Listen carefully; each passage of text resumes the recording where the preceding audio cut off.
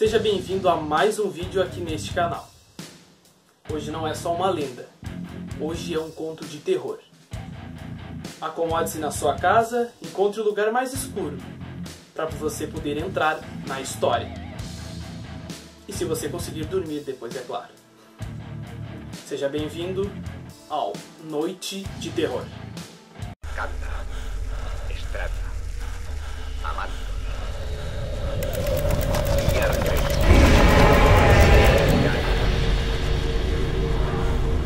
Nosferatu, Canta.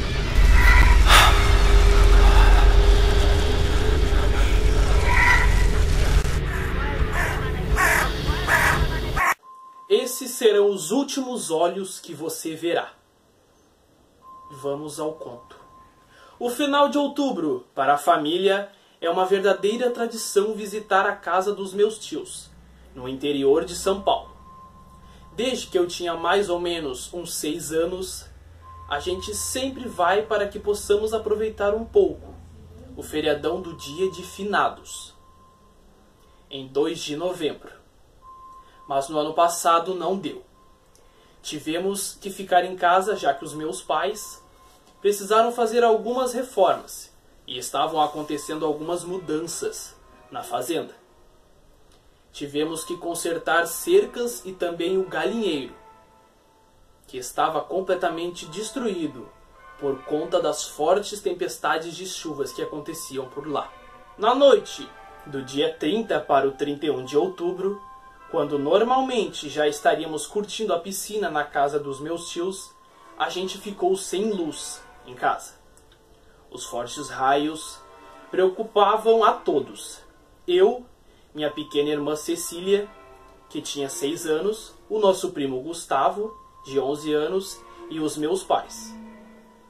Por ser o filho mais velho, eu tive a responsabilidade de cuidar de minha irmã e também do meu primo, que estavam bem assustados e preocupados com aquele apagão. Era mais ou menos 9 da noite.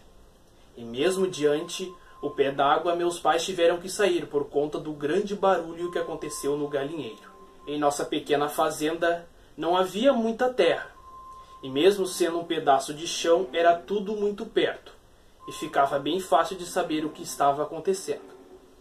Nossa casa fica perto da porteira, o galinheiro um pouco mais distante e o chiqueiro dos porcos um pouco mais distante, próximo ao nosso grande jardim, onde estão enterrados os antigos donos da casa.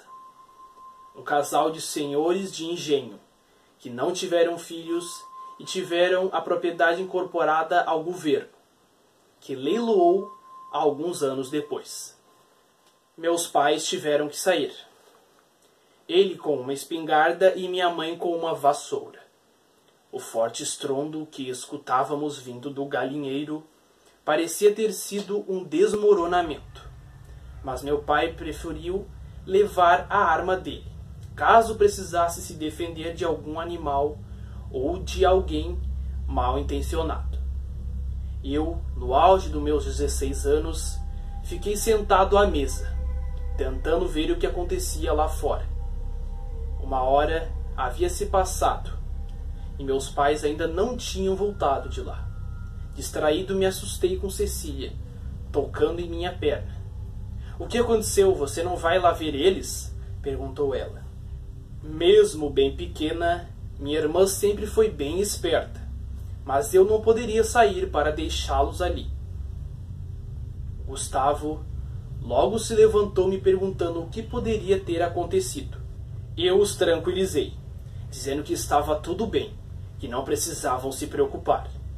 E como era época de Halloween, sugeri contarmos uma história de terror para que a gente se distraísse. Gustavo foi o primeiro, contando suas falsas clássicas histórias de bravura contra aliens de uma outra dimensão. Cecília ficou muito assustada e me pediu para que eu sentasse na cama junto com ela. Me aproximei e disse: "Agora é a minha vez de contar." Eu não fazia ideia do que inventar para assustar os dois. Daí me lembrei de uma história que havia lido há muitos anos que dizia: quando é época de Halloween, existe um portal entre o mundo dos vivos e o dos mortos. Este é o momento em que os demônios procuram invadir o mundo dos humanos e principalmente zombar de quem ainda está vivo. Minha história se chamava Esses Serão os Últimos Olhos que Você Verá. Na história existia um demônio que se aproveitava dos humanos distraídos para sugar suas almas através do olhar. Eu contei vários detalhes e inventei muitas mentiras para que eles ficassem assustados. Cecília logo começou a chorar e Gustavo não quis mais ouvir. O que minha irmã fez me deixou bem assustado naquela hora. Ela não parava de chorar apontando para mim, o que me fez imaginar que havia alguém atrás de mim. Gustavo estava assustado e imóvel, pelo que eu conseguia perceber pela sua silhueta no escuro, algumas vezes clareadas pela luz dos relâmpagos. Eu me virei rapidamente, mas não vi nada. Me levantei, tentando afastar o medo, e ouvi um tiro. Era o meu pai? Ele teria acertado algum animal que lhe atacou ou alguém que tentava cometer algum crime? Fiquei em dúvida. Bom, ao ouvir isso, eu resolvi sair na mesma hora. Pedi para que eles ficassem lá na casa e resolvi ir ao galinheiro entender o motivo da demora e do disparo da arma. Aquela era uma vizinhança calma, então dificilmente o tiro teria sido em alguém. Quando me aproximei do galinheiro, percebi que havia pisado em uma poça gosmenta. Aparentemente algo bem nojento, que eu não consegui identificar o que era. Entrei no galinheiro e ele foi iluminado imediatamente por aquela luz forte do relâmpago. O galinheiro estava intacto. O som de desmoronamento parecia ter saído de outro lugar. Caminhei para os fundos e notei que havia mais daquela gosma que eu não havia identificado no momento. Cheguei mais perto e percebi que os túmulos estavam abertos. E nas lápides estavam escritos os nomes dos meus pais. Senti uma estranha sensação e voltei correndo para nossa casa. Fiquei sem entender o que poderia ter acontecido em meio a tanta lama, barulhos e túmulos. Entrei na casa e, para minha surpresa, todos estavam deitados no chão da cozinha e aparentemente dormindo. Meus pais, minha irmã e o Gustavo. Cheguei um pouco assustado e perguntei o que havia acontecido. Minha voz ecoou pelo cômodo e todos acordaram. Seus olhos estavam vermelhos, como os da história que eu havia contado, e ao mesmo tempo os 4 vieram para cima de mim. O sentimento que eu tive durante aquele ataque foi assustador. Era como se o meu corpo estivesse sendo destruído aos poucos por uma luz mais forte que tudo. Era como se o sol estivesse muito forte e queimasse a minha retina. Creio que eu tenha desmaiado na hora, pois só lembro de ser arrastado por todo o caminho, em cima daquela mesma gosma que eu havia pisado. Eu notei que estava sendo levado para dentro da tumba, quando comecei a me debater até finalmente conseguir sair daquele local.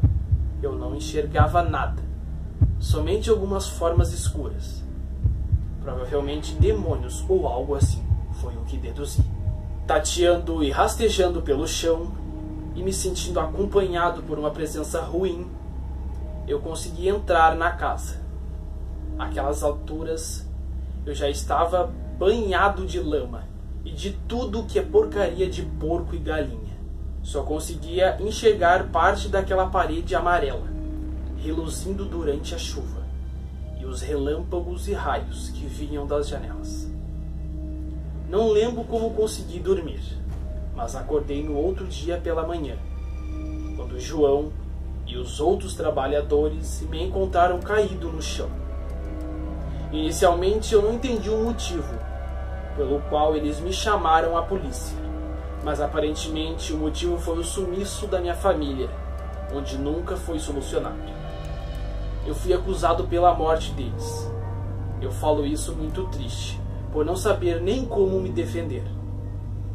Eu perdi 90% da minha visão, e eles me internaram num manicômio judiciário por assassinato com requintes de crueldade deles 4.